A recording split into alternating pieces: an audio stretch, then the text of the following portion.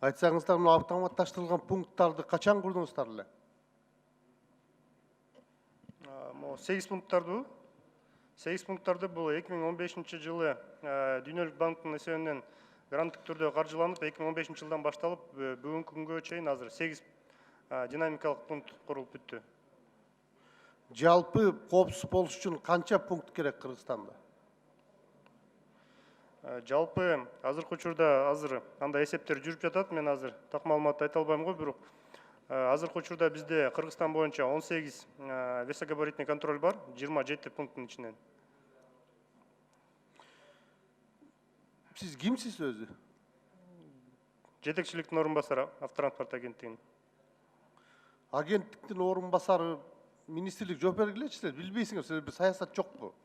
Жалпы Кыргызстандын жолун сактап калыш үчүн момча курушубуз керек дегенчи.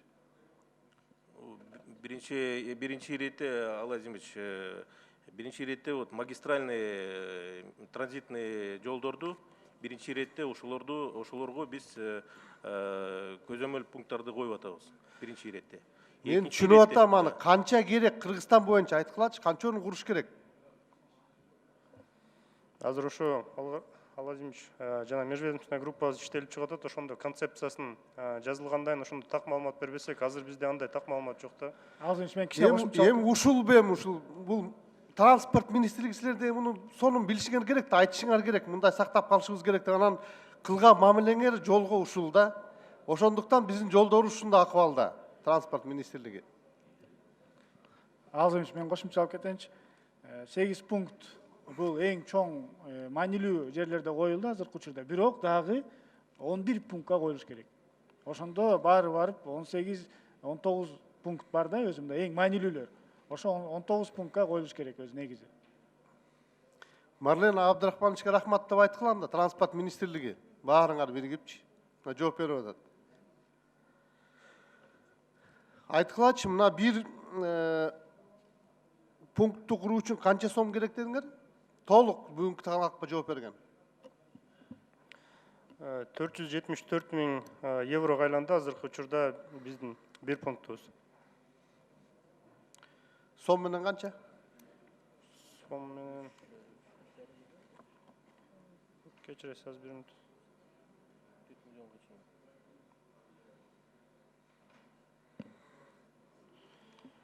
37 миллиондой болуп калат экен. Бүткүл дүйнөлүк банк деле карап отурасыңарбы? Ага чейин неге жасаган жоксуңар анда, ушундай керек болсочу? Өзүңөр несиңерден бир демилге менен курдуңарбы ушуну, Минтранс? Бул жерде каражат көп талап кылынганга байланыштуу мамлекеттин эсебинен курууга мүмкүнчүлүк болбой турат. Бул жерде Дүйнөлүк банк өзү башында гранттык эсепте куруп беришкен, андан кийин дагы ушу постторусту куруп, азыркы учурда биз концепция безопасного городага кылганда технический операторларды аныктап, анан технический операторлар безопасный городдун концепциясына ылайык государственный частное партнерство кылып, алар бизге услугаларды көрсөтүп бергенге ылайыкташтырып жазып атабыз. Мына эми 300 миллион сом кетирип 8 пост куруп алып, мамлекетке чүргөн акчаңар 10 миллион сом болуп атат да. Качан оккупать этесиңер анда мунучу? Азыр ошол иштер боюнча технико-экономический обоснованияларын дагы иш жүрүп атат, ошолорду иштеп чыгуу боюнча. Оккупация боюнча мен азыр жооп бере албайм го. 10 миллион сом абдан аз, мен ошону айтайын деп атам силергечи. 10 миллион сом болгону чүрөткөсүңөр бир жылдачы, керек болсо 100 миллион чүрсөңөр болот ал жерденчи. Алазимович, мен сизге кичине кошумча алып коеюн. Бул жерде азыр жооп берип аткандар түздөн түз ошол тармакты тейлебеген замминистр анан отурат да. Эми ал кече жакында мына кармалбадыбы? Эми мен азыр аларды сот бүткөнгө чейин бир кандайдыр бир күнөө ала албайм, бирок сиз айткан эң туура маселе 10 миллион түшүп атат, бирок ошол эле учурда сиз айткан 100 миллион түшсө болот эле, тилекке каршы 90 миллион башка жака кетип атканга байланыштуу ушул реформалар жүрбөй аткан, жана ушул нерселер кылынбай аткан. Эми сөздүн ачыгы да. Ошондуктан мен ойлойм, эми бул бардыгыбызга эле сабак болуп баардыгын эле отургуза бербейли, бирок системаны өзгөртүп койсок, эми токтойбу деген ушундай максат коюп атабыз да. Рахмат, айтсаңар анда канча бизде Кыргызстанда оор жүк ташуучу машина бар? Же жолдордо жүрөт бир жылда?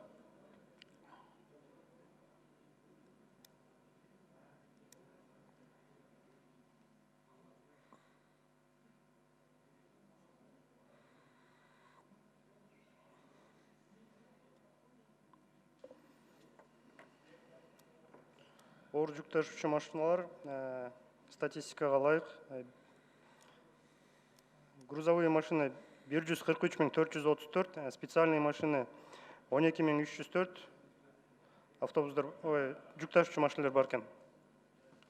143 мың деп атасыңар. Анын ичинен могу машинанын түрлөрү боюнча, мисалы үчүн айтышат Кытайдын машиналары жүрө албайт бизде дейчи. Ошол чынбы, канчалык тонна болот ошолор? Канча? Бизде андай ар бир машинанын маркасына ылайык же болсо чыгарылышына ылайык бөгөттөр жок. Биз 454 өкмөттүн токтомуна ылайык салмактык өлчөм көзөмөлдө нормалар көрсөтүлгөн, ошого ылайык келген машиналардын баары эле биздин жолдордо жүргөнгө мүмкүнчүлүгү бар.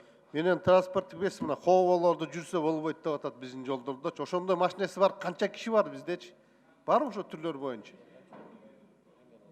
Хоболор боюнча азыр айта албайт экен, бизде андай марка машиналар менен бөлүнгөн статистикабыз жок экен. Ал үчүн сиз айткан жана хоболор өзү негизи заводдон карьерлер үчүн чыккан да. Мындай жол жүрүү, биздин жолдордо жүрбөй турган машиналерди. Анан ошолор дагы эң негизги бузуучулардан болуп азыр ошолор эсептелип атат. Анткени алар толук батырып алгандан сырткары дагы ашыкча кошумча жүктөө болуп атат да. Ошолор жолдун эң азыркы бузуп аткандардын бири болуп атат. Эгерде мындай жакшына эле жүктөсө жакшы эле болот.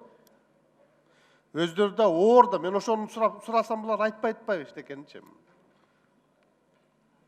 Ошондой бир анализ кылбайсыңар силерчи, Минтранс. Анан азыркы штраф канча азыр көлөмү бүгүнкү күндө? Азыркы учурда кодекс о нарушениях ылайык весогабаритный контролду бузган боюнча штраф жок. Анткени себеби жаңы кодекстер киргенде бул норма түшүп калыптыр. Ошого байланыштуу биз азыр кодекс о нарушениях жаңы өзгөртүүлөрдү киргизип атабыз. Ошо эки өзгөртүүлөр боюнча да Марлен Абдрахманович менен сүйлөшүп, ошо проектлерди экөөнү бириктирип анан чогуу алып чыгалы деген максатыбыз бар азыр.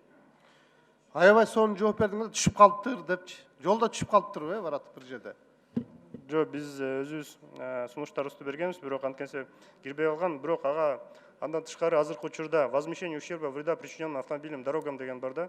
То есть кандайдыр бир жүк ташуучу мыйзамды бузса, Кодекстерге заключение ким кол койгон силерденчи?